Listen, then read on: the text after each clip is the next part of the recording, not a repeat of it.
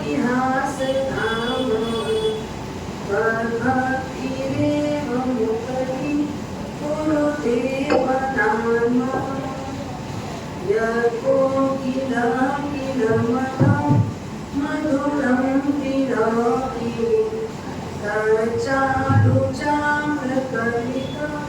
निकरे करेतु।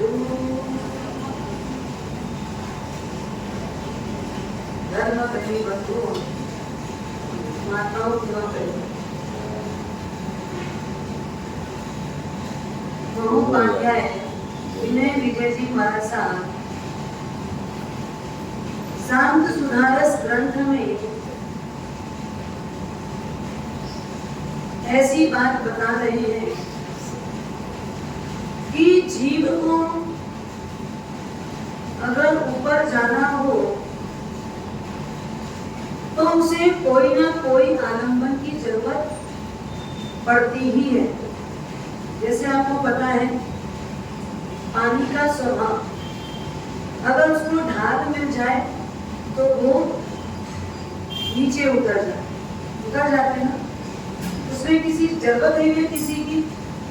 पर अगर उसको ऊंचाई मिले तो वो चढ़ता है क्या? हाँ?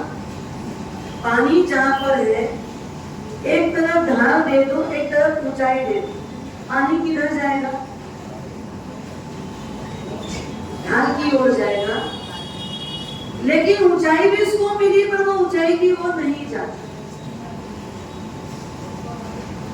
लेकिन अगर उतरने वाले पानी को ऊपर चढ़ाना हो तो आप क्या करते हैं?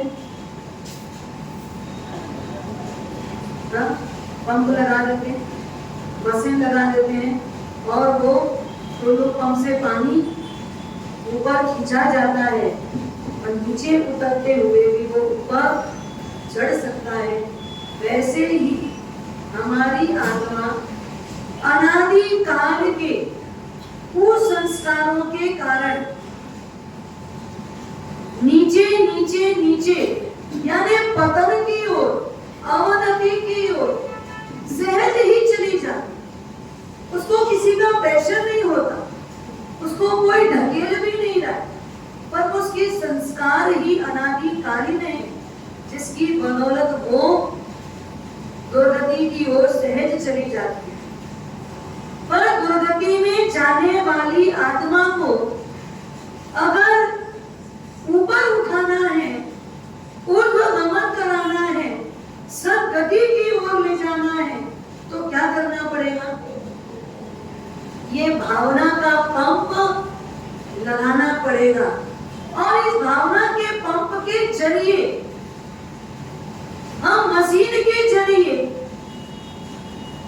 अपनी आत्मा को शुद्ध भावों के द्वारा, शुभ भावों के द्वारा, अच्छे भावों के द्वारा और जो जैसा है उसको वैसा मानने के भावों के द्वारा हम कहां ले जा पाएंगे? ऊपर उठा दे, हमारी आत्मा ऊर्ध्वारोहण कर ले। जब जब व्यक्ति को भूख लगती है तो व्यक्ति किसकी शरण में जाता है? भोजन की शरण में चला जाता है। और जब जब उसको प्यास लगती है तो किसकी शरण में जाता है? शरबत कितना भी अच्छा लगता हो पर आखिर प्यास बुझाने के लिए शरबत से भी ज्यादा कारगर कौन होता है? जितना शरबत पिएंगे उतना पानी पिएंगे। पूरे एक दिन भर में आप शरबत कितना पी सकते हो और पानी कितना पिएंगे? ज्यादा क्या पिएंगे? पानी। तो पानी की शरण में चले जाते हो। कभी पानी का टेस्ट चेंज करना है तो आप शरबत ले लेते हो, पर वो भी पानी ही है। अगर कोई गुंडा आपके पीछे लग गया है तो उस गुंडे से बचने के लिए आप किसकी शरण में जाते हो? पुलिस की शरण। किसकी शरण लेते हो? पुलिस की शरण लेते हो। शरीर में कोई भी प्रकार का रोग हो गया हो और उसके लिए आप किसकी शरण में जाते हो? डॉक्टर की शरण में। आपको सबको पता है ये सब आप करते हो, ये सब आपके द्वारा हो रहा है और ये सब की शरण आपने ली है। लेकिन आज तक आपको ये लगा हाँ भ्रमण से बचना है, अब संसार में घूमना नहीं है, अब ये गोल गोल गोल गोल चक्कर लगाना नहीं है। अनंत अनंत पुद्गल परावर्त इस जीव का इस संसार में भ्रमण करते हुए बीत चुका है। अनंत बार हमने 84 का फेरा फिर लिया है। 4 गति की गलियों गलियों में हम घूम घूम के आए हैं, लेकिन अब थक गए, परेशान हो गए, अब मुझे नहीं घूमना है। ऐसा लगा, लगेगा तो किसकी शरण में जाओगे? लगेगा तो किसकी शरण में जाओगे? लगना चाहिए ना। शरीर में रोग का एहसास हुआ तो डॉक्टर के पास, भूख का एहसास हुआ तो भोजन की शरण लिए, पर आपको ये लगना चाहिए कि हम आत्मा घूम घूम के थक गई है, अब हमको घूमना नहीं है। तो किसकी शरण में जाना पड़ेगा? किसकी शरण में? शुद्ध भावों की शरण में जाना पड़ेगा। और शुद्ध भाव आया कहां से? शुद्ध भाव दिया किसने? शुद्ध भाव का मार्ग बताया कौन? वो परमात्मा। वो कौन है? परमात्मा। हमको जाना कहां पड़ेगा?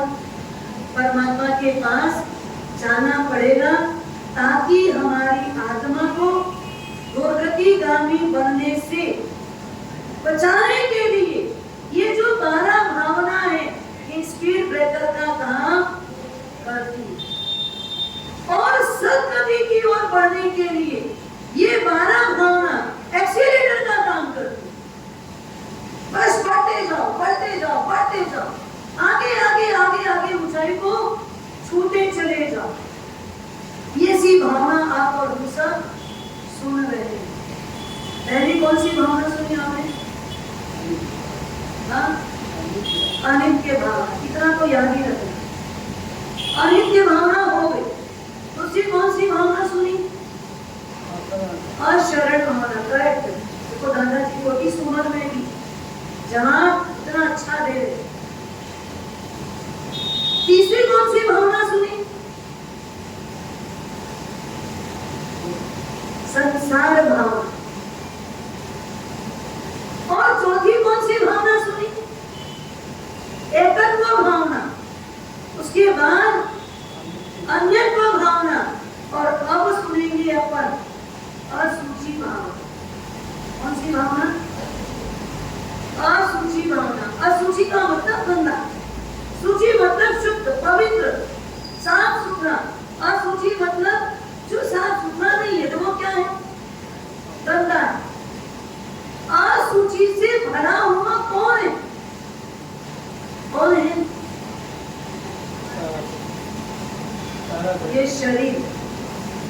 ये शरीर कैसा है? असूची से भरा हुआ है। ये शरीर, इसके अंदर क्या है? इसके अंदर क्या है? हाँ? गंदगी। ये गटर है। ये शरीर क्या है? गटर है। गटर में कोई हाथ डालना चाहता है? कोई बात। गटर में झांका तो चाहते हो ना?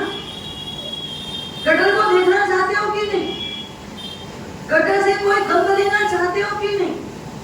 हाँ? भाई स्पर्श करना नहीं चाहते, मान लिया। गटर का पानी स्वाद लेना चाहते हो? गटर से आने वाली गंध लेना चाहते हो? गटर को आंख से देखना पसंद करते हो? हाँ? पसंद है? करोगे? कभी झांकोगे? कभी देखना है? अरे हमारे साहब सेप्टिक टैंक का ढक्कन कभी खोल के देखे तो पता चले क्या है। क्या है पता चलेगा ना?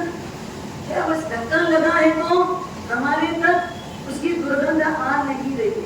वैसे ये शरीर में भी क्या इतने ढक्कन लग गए ना, वो दुर्गंध आती ही है। ढक्कन हटाओगे तो क्या होगा? ढक्कन हटाओगे तो क्या होगा?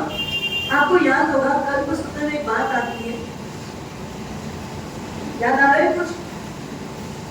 कल पुस्तक में इसके बारे में बहुत अच्छा जिक्र है। कौन सा जिक्र है?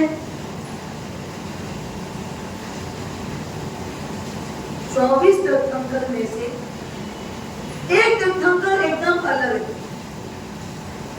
24 तीर्थंकर में से एक तीर्थंकर सब तीर्थंकर से हटके है। कौन से तीर्थंकर? मल्लिनाथ, एकदम अलग हटके ना। सारे तो पुरुष हुए, वो अकेले कौन हुए? स्त्री रूप में हुए। तो सभी तीर्थंकरों में वो अलग है। स्त्री पर्याय का उन्हें कारण था। और जिस समय मल्ली कुंवरी के प्रति राग भाव से उनके पूर्व जन्म के जो 6 मित्र थे वो अलग अलग जगह के राजा बने, इस भाव में उनको वापस वो राग पैदा हुआ मल्ली कुंवरी के प्रति। तो मल्ली कुमारी के राग से आकर्षित होकर वो शादी करने की भावना से अपना अपना निवेदन भेजा। मल्ली कुमारी ने क्या किया? क्या किया था? बोलो अब आप लोग। स्टोरीज क्या आगे क्या आपको पता है? हाँ? 6 राजा को बुलाया, वो तो आए, पर उन्होंने क्या किया? मल्ली कुमारी हाँ, एक सोने का एक मतलब ढांचा खड़ा किया उन्होंने, इसको आप पुतली बोल दो। एक सोने के आकार में बिल्कुल मल्ली कुमारी की जैसी आकृति वाली, चमक दमक वैसी की वैसी छटा। और रोज उस पुतलिका में ढक्कन खोलकर मल्ली कुमारी थोड़ा थोड़ा थोड़ा भोजन डाला। तब जब वो 6 राजा आए तो उनको वो हॉल दिया गया, वो स्थान दिया गया जहाँ बीचों बीच वो मल्ली कुमारी की बेहूब वैसी की वैसी आकृति की एक मतलब पुतली के रूप में वो खड़ी है। लेकिन जब मल्ली कुमारी अंदर आए तो उसने सबसे पहले काम क्या किया? उसका ढक्कन खोला। क्या खोला? ढक्कन जैसे ही खोला तो क्या हुआ? क्या हुआ पुत्र साहब? बदबू आने लगी, दुर्गंध आने लगी। सबने नाक मुंह ऐसा बंद कर लिया, नाक बंद कर लिया। छी छी तू कैसा लग रहा है, बहुत बदबू आ रही है। सब ऐसा करने लगे। ढक्कन लगाने के बाद मल्ली कुमारी ने समझाया, राजन आप जिस काया को देखकर मेरे प्रति आकर्षित हो, जिस शरीर को देख करके आप मुझे पसंद कर रहे हो, इस शरीर के अंदर बस ऐसी ही चीज भरी हुई है। इस ढक्कन को हटाऊं तो जैसे दुर्गंध आती है, वैसे ही यहाँ का ढक्कन खुल जाए तो दुर्गंध के सिवाय, गंदगी के सिवाय कुछ भी नहीं है। वो 6 राजा वैराग्य को प्राप्त की। इस शरीर के अंदर है क्या? क्या है शरीर के अंदर? आपको लगता है अच्छा में अच्छा भोजन, स्वाद में स्वादिष्ट हो, अच्छे में अच्छा स्वादिष्ट भोजन, ऊंची में ऊंची क्वालिटी का भोजन, 100 रुपए थाली भोजनशाला में मिलती हो, पर आपको कौन सी थाली चाहिए? 500-1000 रुपए वाली थाली। आपको खाना कैसा पसंद है? 500 रुपए वाला, 1000 रुपए वाला, क्योंकि आपका खाना वैसा। 100 रुपए में खाना अच्छा ही, शरीर को टिकाने के लिए अगर खाना है, पर आपको क्या लगा मेरी प्रेस्टीज, मुझे एक कटोरी सब्जी भी चाहिए तो कौन सी वाली चाहिए? 20 रुपए कटोरी वाली सब्जी नहीं चाहिए, मुझे सब्जी कौन सी चाहिए? 500 रुपए कटोरी, 400 रुपए कटोरी। एक कटोरी सब्जी होटल में जाओ तो कौन सी कितने रुपए मिलती है? 400-500 रुपए में एक कटोरी सब्जी मिलती है। वो पसंद आती, वो खाया, वो पिया, मीठा खाया, सब कुछ खाया। खाने के बाद इस शरीर के अंदर से निकलेगा क्या निकलेगा? हाँ? कितना भी ऊपर से सजाया, कितना भी नहला धुला के, हाँ? कितना भी रगड़ रगड़ के साबुन लगा करके किया, कितना भी परफ्यूम लगाया, कितना भी अत्तर छिड़का, कितना भी बॉडी स्प्रे किया, कितना ही कपड़ों में लगाया, ना जाने शरीर के श्रृंगार के लिए क्या क्या हमने नहीं किया। हर चीज हमारी सुंदर दिखनी चाहिए। ये बाल सफेद हो गए, क्या किया? डाई करवा ली। काला बाल अच्छा दिखता है, बस काला मन अच्छा लगता है किसी का? हाँ? किसी का काला मन अच्छा लगता है तो काला बाल अच्छा क्यों लगता है?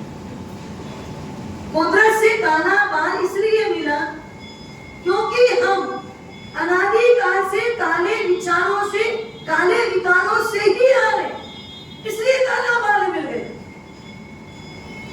लेकिन अब धीरे धीरे धीरे हम समझते गए, परिपक्व होते गए, तो बाल क्या हो गए? सफेद होने प्रेरणा देते हुए अब भी काले से सफेद कर लो अपने मन को, अपनी भावना को, अपनी इच्छाओं को, अपने विचारों को। क्या करो? काले से तो क्या कर लो? काले से सफेद कर लो, साफ सुथरा कर लो।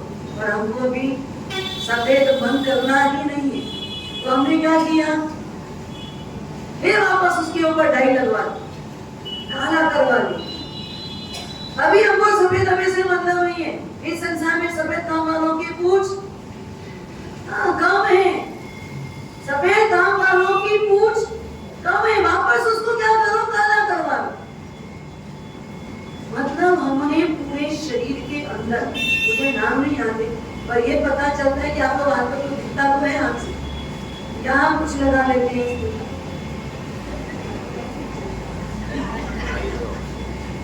यहाँ कुछ लगा लेते हैं, इसको तो पता है लिपस्टिक बोलते हैं। हाँ, होठ में रंग लगा लेते हैं, लिपस्टिक लगा लेते हैं, और यहाँ नेल पॉलिश लगा लेते हैं। अब तो पता नहीं कहाँ यहाँ भी कुछ लगाते हैं, पाउडर तो लगाते ही, पाउडर क्रीम पता नहीं कितना दुनिया भर का चौपड़ दे, पर ये सब लगाया हुआ कितनी देर तक रहता है? ये सबका परिवर्तन किस रूप में होता है? किस रूप में होता है? इन सब चीजों का परिवर्तन आपने जो भी लगाया, तेल से लेकर के आपने जो भी लगाया, क्रीम लगाया, पाउडर लगाया, लिपस्टिक लगाई, या जो भी लगाया, हाँ? उन सबका रूपांतरण, परिवर्तन कुछ समय के बाद बदलना किस रूप में होता है? किस रूप में होता है? बोलो। गंदगी के रूप में होता है? हाँ? गंदगी के रूप में नहीं होता। क्या बनता है? मैल ही बनता है। हाँ? पाउडर लगाया, उसके आधा एक घंटा चल के बस आ जाओ, 15 मिनट में घर से यहाँ तक चल के आए, पसीना हुआ, एक बार उतार के देखो क्या हुआ? फिर सुंघना, पाउडर की सुगंध आ रही है क्या? हाँ? सुंघना, पसीना मिल गया, क्या हुआ? वो मैल के रूप में रूपांतरित हो गया, मैल बनते जा रहे, धीरे धीरे धीरे धीरे सुबह से शाम तक में तो ये सारा मैल के रूप में बदल जाते हैं। कितना भी अच्छा पानी पिए ना, सच बताना, परफ्यूम लगाया, सब लगाया, अच्छा एकदम सुगंध वाला शरबत पिया है, जब लेकिन वॉशरूम जाओगे, टॉयलेट जाओगे, उस समय क्या परफ्यूम जैसा, हाँ, परफ्यूम जैसी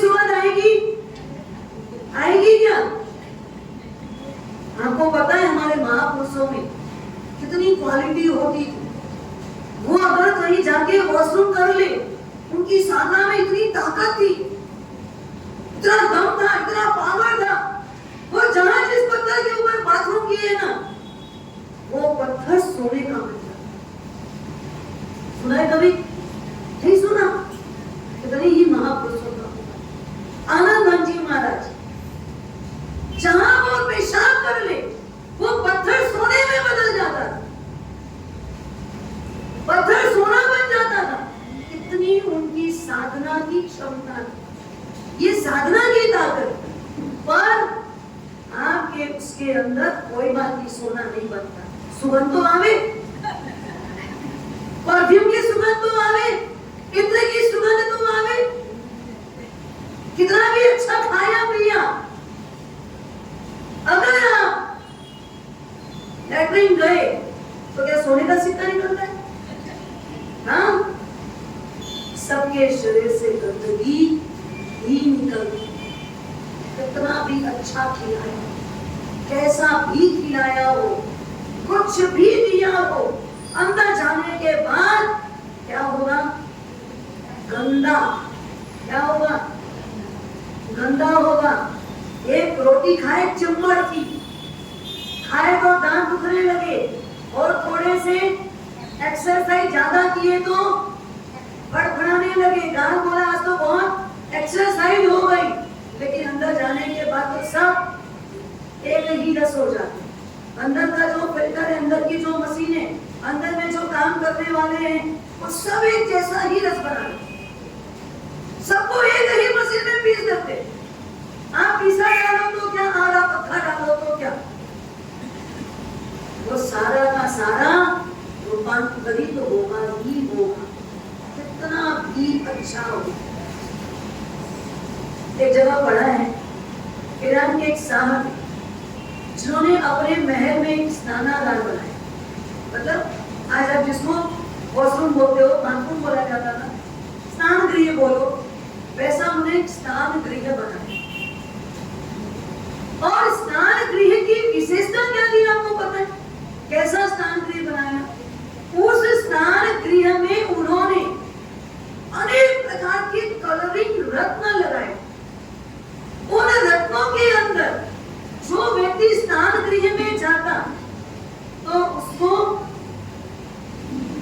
अपना एक नहीं हजारों रूप दिखाई देता, और जितनी हाइट हो वो दिखाई देती, जैसा चेहरा हो वैसा चेहरा दिखाई देता। इस प्रकार का कलरिंग रत्न लगवा, और उसके साथ साथ में एक ऐसा फव्वारा लगवाया। नहाते हो ना, फव्वारे से नहाते हो, आपके घर में भी है, आपके वॉशरूम में भी है ना? शावर, आप शावर समझते हो, फव्वारा नहीं किस समझते? शावर लगा हुआ है, उनके यहाँ भी शावर लगा था। उस शावर की विशेषता क्या थी? शावर में अलग अलग पक्षियों का चित्र लगा हुआ था। जो पक्षी के चित्र का बटन दबाओगे, उस पक्षी को जो गंध पसंद है, उस प्रकार के सुगंध वाला इत्र वहां से निकलता है। जो पक्षी का बटन दबाओ, मान लो अगर आपने हंस का बटन दबाया, हंस को पसंद क्या है? कमल। हंस को पसंद क्या है? कमल। और हंस का बटन दबाया आपने, तो उसके फव्वारे में से क्या निकलेगा? कमल की सुगंध वाला परफ्यूम, अत्तर, पानी कैसा निकले। और फिर वो कमल, फिर वो हंस क्या करेगा? अपना पंख भी फैलाएगा। ये सब बटन से काम हो, ये सब किससे हो रहा है? वहां जो उन्होंने लगाया है, ये सब काम उससे होता है। फिर वो अपना पंख फैलाते फैलाते अपना स्वर, अपनी आवाज भी निकाल देता, अपना स्वर और अपनी आवाज भी निकालता। ओरिजिनल में ना वहां हंस है, पर पंख भी खुलते हैं और साथ में आवाज भी आती है, और जो उस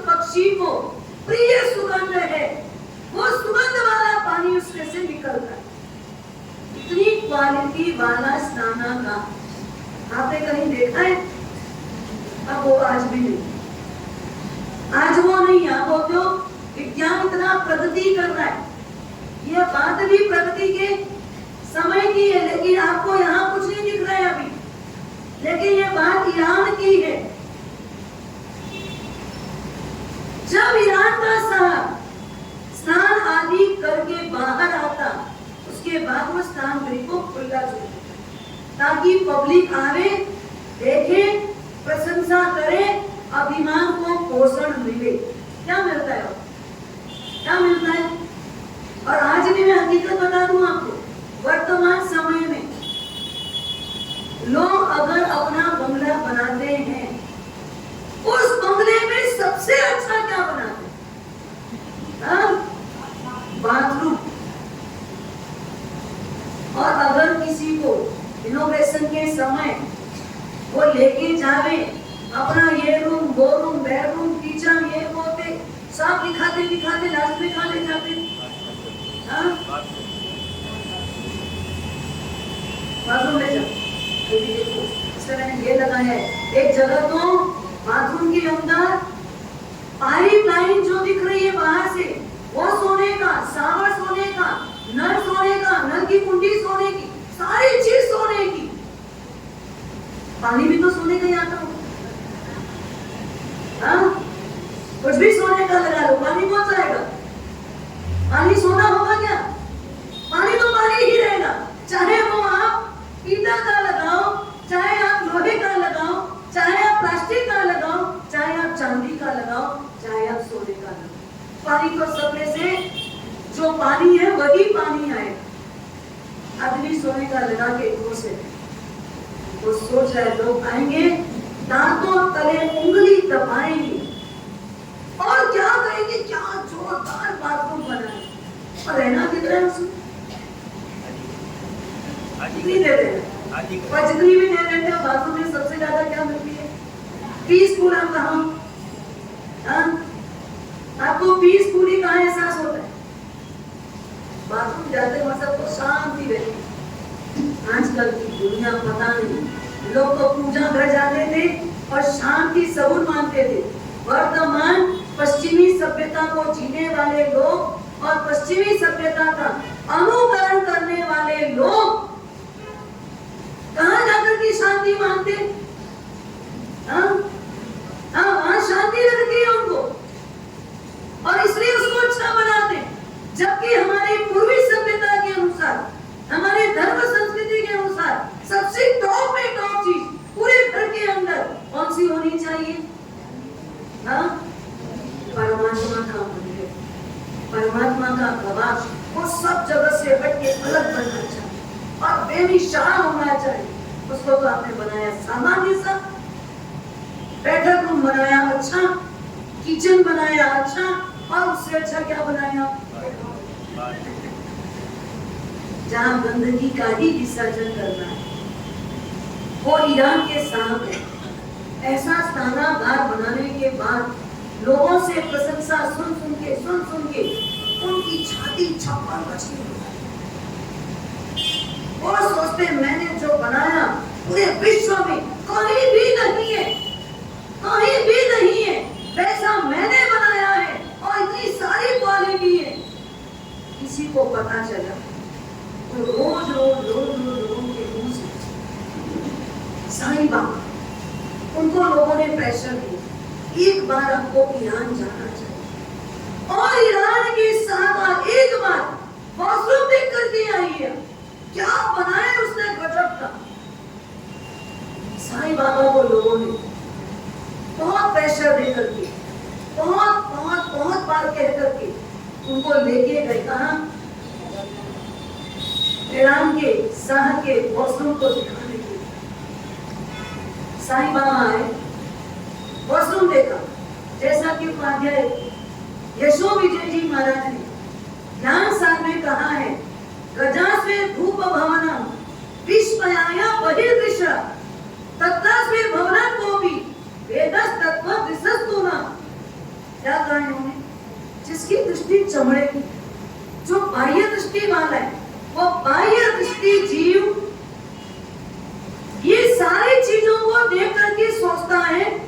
ये हाथी है, घोड़ा है, सुंदर सुंदर आलीशान चीजें हैं।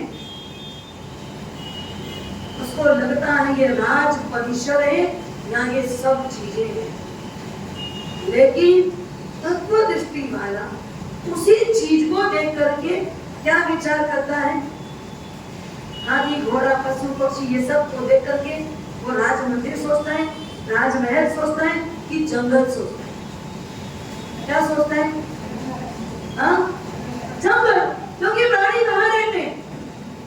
ये सारे प्राणियों की जगह तो क्या है? जंगल की है। आप सोचो ये महल है, लेकिन जो तत्व दृष्टि वाला है उसकी दृष्टि में ये महल भी कैसा है? जंगल के समान है। ये जहां है वो जंगल है। आपको लग रहा है हमने बसाया, पर ये महल है। देखने का, नजर का, नजरिए का अंतर है। तत्व दृष्टि से देखो। साईं बाबा भक्तों के अति आग्रह से वहां आए। उन्होंने उदासीन भाव से, कौन से भाव से? उदास होके नहीं, कौन से भाव से? उदासीन भाव से गए। लोगों का बहुत आग्रह, भक्तों का आग्रह, एक बार देख लिया। देखने के बाद वहां खड़े हैं। उस बीच उनका एक राज सेवक वहां आया, सिपाही वहां पर आया और उसने हाथ में विजिट बुक पकड़ाई और कहा आप इसमें अपना अभिप्राय लिखिए। होता है ना ऐसे ही, आप भी पूछते हो ना, महाराज साहब को भी अगर अपने नए घर में लेके गए, बाप जी नए घर में आप पदार्पण पहली बार हुआ है हमारा, तो आपका भी एक बार चरण पड़ जाए ताकि हमारे घर में भी क्या हो, घर में सुख शांति आ जाए। भाई घर में सुख शांति है ही नहीं, कहां से आएगी? इसको पौषशाला बना दो तो यहाँ क्या होगा? अरे बाप जी घर बनाया हूँ, हाँ मेरे को पौषशाला का उपदेश दे रहे हो। ये घर में आपका एक बार चरण पड़ जाए तो क्या होगा? सुख शांति हो जाए। अब बाद में धीरे से पूछे बाप जी घर कैसा लगा आपको? ऐसा पूछते बाप जी को दिखाया, बाप जी इस रूम में भी कर दो ये बच्चे का है, बाप जी यहाँ भी कर दो ये किचन है, बाप जी इसमें भी कर दो ये पूजा रूम है, बाप जी इसमें भी कर दो ये हमारे बच्चे यहाँ पर अपनी कलाएं सीखते हैं। ऐसा करके पूरा घर अपना बेडरूम वगैरह सब में बोलते हैं सब पकड़ लिया कर दो, सब पकड़ लिया कर दो। और लास्ट में सब घुमाने के बाद क्या बोलते हैं? गुरु भगवान अगर पहली बार तो घूमेंगे नहीं, और घूम लिए तो किस भाव से घूमेंगे? उदासीन भाव से घूमेंगे। बहुत आपकी आग्रह चक्कर लगा भी लिया, मानी उदासीन भाव से चक्कर लगाया और आपको लगता है कुछ तो बोले, सब कुछ बोले, बस देख लिया काम करता। धीरे से आके रहा तो नहीं जाता, पूछ ही देते आपने पूरा मकान देखा, कहीं कुछ गड़बड़ तो नहीं है? सब सही है ना? सब बढ़िया है ना? सब बराबर है ना? सब अच्छा है ना? क्योंकि हमारा मन, हमारा कान क्या सुनना चाह रहा है? मैंने जो किया वो अच्छा किया है।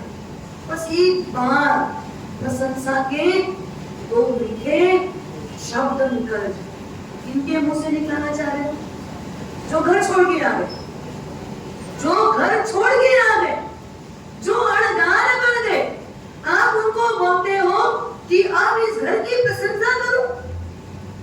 जिनको घर से लेना देना नहीं था तभी तो घर छोड़ा ना, और आप बोलते हो घर को आप अच्छा बताओ, तो फिर क्या घर में जाके रहना है? क्या घर में जाके बसना है? नहीं बाप जी एक बार बताओ तो सही, कोई आपको लगता है कोई चीज यहाँ पर गड़बड़ है, कोई चीज बनाने में गड़बड़ हुई हो, सब अच्छा लग रहा है तो अच्छा बता दो, और गड़बड़ है तो गड़बड़ बताओ, मैं उसको भी क्या करूंगा? फिर से मैं उसको सुधार करवा दूंगा, ठीक करवा दूंगा, अच्छा करवा दूंगा, पर एक बार आपका अभिप्राय मिल जाए कि बाबा है फकीर है, यहाँ से बाहर निकलेंगे तो 10 लोग उनसे मिलने आते, जगह जगह के लोग मिलने आते, तो कभी मेरे घर के बारे में भी, हाँ तो मेरे घर की जो यश पताका है वो इन्हीं के मुख के जरिए पहले भी ऐसा आप सोचते हो, कदापि मत मानो। ऐसे भ्रम में कभी मत जीना। साधु अगर साधु है तो साधु कभी भी किसी सांसारिक कार्यों की कोई प्रशंसा नहीं कर सकता, नहीं कर सकता साधु। साधु जब भी प्रशंसा करना पड़े तो किसकी करेंगे? परमात्मा के मंदिर में आपने जो परमात्मा की भक्ति में अपना मन लगाया है उसकी प्रशंसा करें। ये चूने मिट्टी की नहीं करते, इसकी करते आपके त्याग की, आपके भक्ति की, आपके समर्पण की। वो ये नहीं बोलते कि आपने ये बहुत बढ़िया बनाया, ये बहुत सुंदर दिख रहा है, ये तो फिर क्या है, ये फिर क्या है, कहीं ना कहीं जड़ का आकर्षण।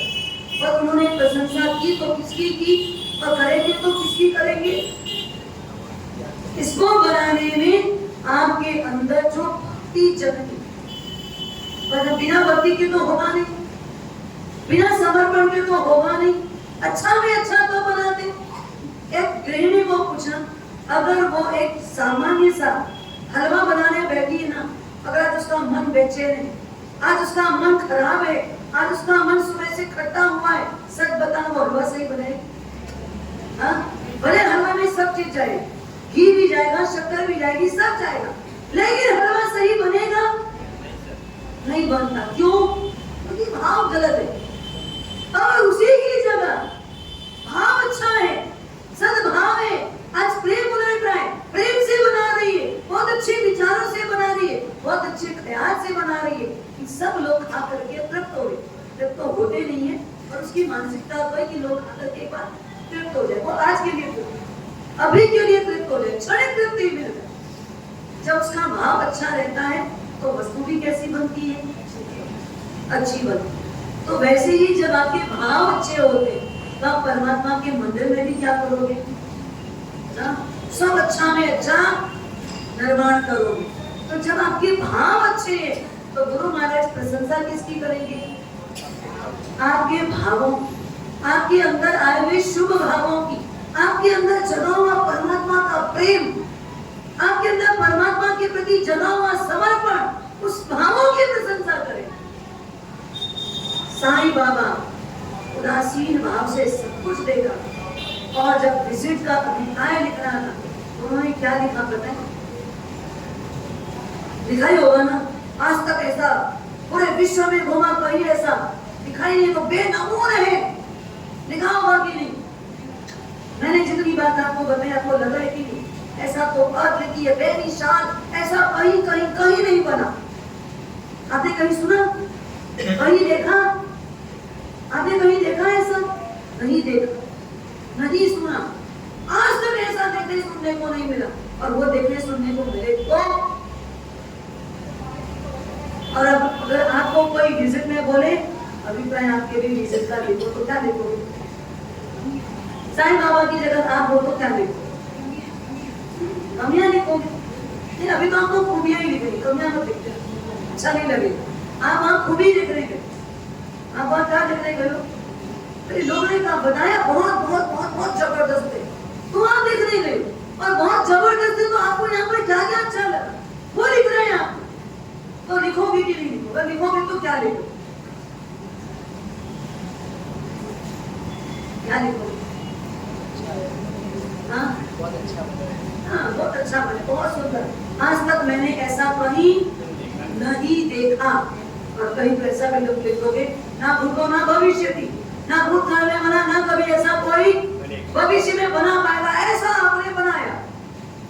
हाँ, लिखने में क्या जाता है? कलम तो सबकी चल जाती है, मुख भी चल जाता है, स्वर भी निकल जाता है, शब्द भी निकल जाता है, लेकिन साईं बाबा ने क्या लिखा? दुनिया में अलग अलग पत्थर की जाति है, और पत्थर की जाति को आपने एक के ऊपर एक लगा करके एक रचना की है, और भांति भांति के पक्षी हैं दुनिया में, उनको आपने पत्थरों के आकार दे करके उनको भी स्थापित किया है।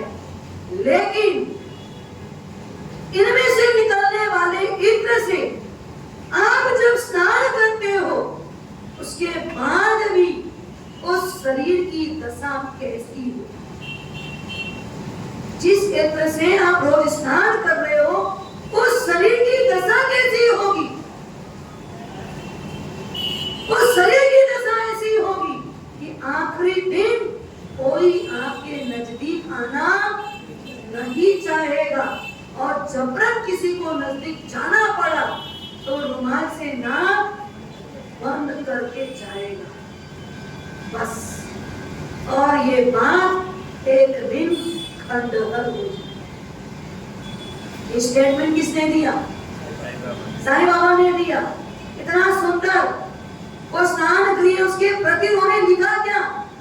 जो सत्य है, जो हकीकत है, ये चूना मिट्टी आखिर कब तक की स्थायी है? हर एक की उम्र होती है, होती कि नहीं होती? दुनिया के अंदर इन आंखों से आपको जो भी चीज दिखाई दे रही है, हर चीज की उम्र है, किसी की कम, किसी की ज्यादा, कम ज्यादा हो सकती है, लेकिन एक भी चीज ऐसी नहीं है जो आपकी आंख से दिखे और वो यहाँ हमेशा के लिए रह जाए, हमेशा के लिए रह जाए। आप जो भी चीज देखो, जड़ उम्र है उसकी, लेकिन उम्र किसकी नहीं है? उम्र किसकी नहीं है? अपनी खुद की। खुद यानी कौन? आत्मा। हाँ, बोलो। अपन कई बार क्या होते, मैं खुद देखा हूँ, तब खुद कौन हो जाते? शरीर। और जब हम खुद बोल रहे तब क्या हो जाते? खुद यानी मेरे अंदर का खुदा, आत्मा। हाँ, उस आत्मा की कोई उम्र है? वो आत्मा कब मरेगी? कितने दिन में मरेगी? कितने साल में मरेगी? कितने जन्म के बाद मरेगी? उसकी कोई उम्र है? उसकी कोई उम्र नहीं है। वो अजर अमर अविनाशी है। आत्मा कैसी है? अजर अमर अविनाशी है। आत्मा की कोई उम्र नहीं, ये खंडहर बन जाएगा। एक दिन ये भी क्या होगा? खंडहर बन जाएगा। साईं बाबा का तो लेख लिखा गया, वो चले गए, बात खत्म हो गई। कुछ दिनों के बाद ऐसा हुआ, ईरान के ऊपर किसी अन्य राजा ने आक्रमण किया और भारी आक्रमण हुआ। लड़ते लड़ते लड़ते लड़ते सैनिक सारे खत्म हो गए, मंत्री भी तबाह हो गए, अब कुछ भी शस्त्र नहीं बचा। ईरान का राजा अपनी जान बचाने के लिए कहां भागा? जंगल की ओर भागा। वो जंगल की ओर चला गया, पीछे से उसके महल को तोड़ सब किया। जो शत्रु राजा था उसने क्या किया? ईरान के राजमहल को तोड़ के ध्वस्त कर दिया। तो उसमें क्या बन गया? हो गया ना खंडहर। देखते देखते देखते वो खंडहर हो गया। इधर जब शांति हो गई, कुछ जो ईरान के आजू बाजू के लोग, उन्होंने देखा राजा कहाँ है? राजा के घर गए होंगे, खोजबीन की जाए, वापस नया नगर बसाया जाए, वापस नया निर्माण किया जाए। खोजबीन हुई तो एक जंगल में वो ईरान के शाह का शव मिला। वो सड़ गया था, वो शव था, सड़ गया था। लोग देखे को उठा के कम से कम इनका जो अंतिम संस्कार का विधान है वो तो कर दिया जाए, लेकिन करीब गए तो क्या हुआ? लोगों ने रुमाल से नाक बांध लिया। क्यों? क्योंकि ये मरे हुए आदमी को 2 दिन 4 दिन 6 दिन पता नहीं कितना दिन हो गया, इसमें से बहुत बदबू आ रही है। अरे इत्र से नहाता था, हाँ, रोज दिन में 4 बार नहाता था, वो खुश होता था। इत्र की सुगंध आएगी कि नहीं आएगी?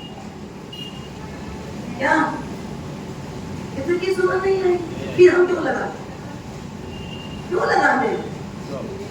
हाँ, ब्रह्म में जीव है, लगाएंगे तो क्या होगा? दुर्गंध दब जाएगी, दब जाएगी। जाओ जहां जहां पर भी कचरे का डब्बा है ना, उसे इत्र छिड़क के आ जाओ। क्या करो, उसमें भी डाल के आ जाओ, समझ आएगी कि नहीं आएगी?